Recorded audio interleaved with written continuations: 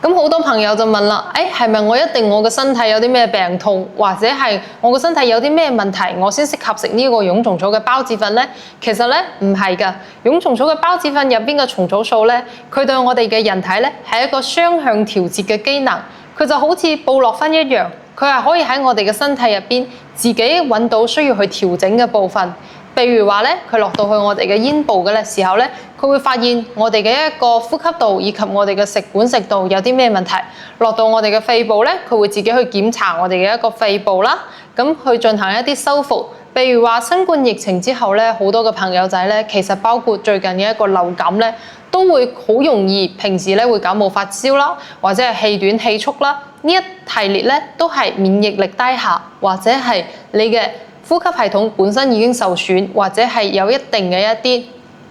唔舒服嘅情況存在啦。雖然人體咧冇感覺到乜嘢，但係咧蟲草素落到你嘅身體之後咧，佢會幫你發現。譬如話，佢喺你嘅身體入面經過肺部嘅時候，發現咗流感病毒，佢係點樣嘅一個處理方式呢？佢會通過佢自己蟲草素入邊嘅一個腺苷成分去替換咗我哋病毒入邊嘅核苷，所以咧令到病毒唔再係病毒。而呢一個咧，佢只需要有幾多病毒，佢就置換幾多嘅病毒就可以啦。佢唔會好似其他嘅一啲食品啦，譬如話我哋嘅一個靈芝孢子粉咁樣，去大量咁喚起我哋身體嘅一個免疫細胞，咁就會令到我哋嘅身體咧召喚咗千軍萬馬去對抗只有一兩個嘅病人，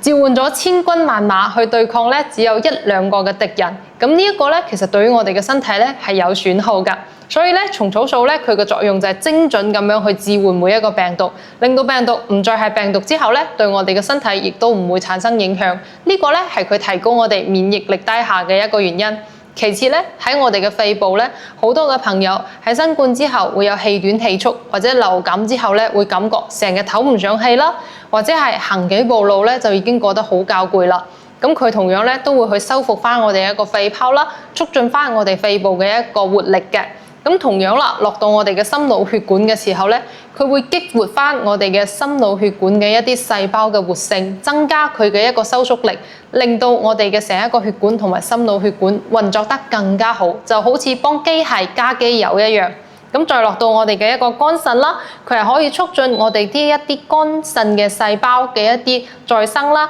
以及去排咗我哋肝腎入邊一啲因為酒精同埋藥物產生嘅一個損傷。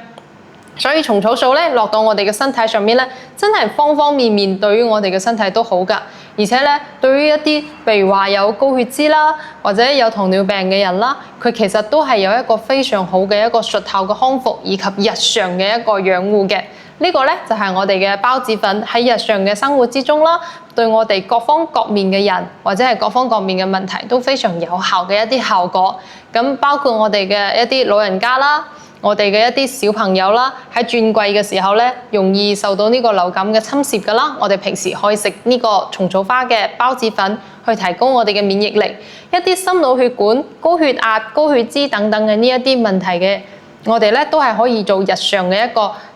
養護以及一啲術後嘅康復去食用嘅。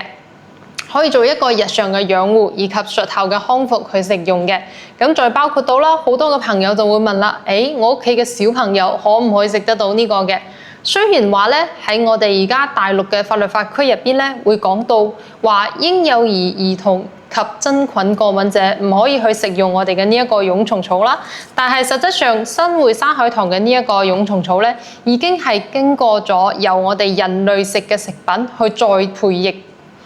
由我哋人類食嘅食物去再培育出嚟嘅一個蛹蟲草，所以佢針對嘅其實只係平時食蘑菇等等會過敏嘅人群。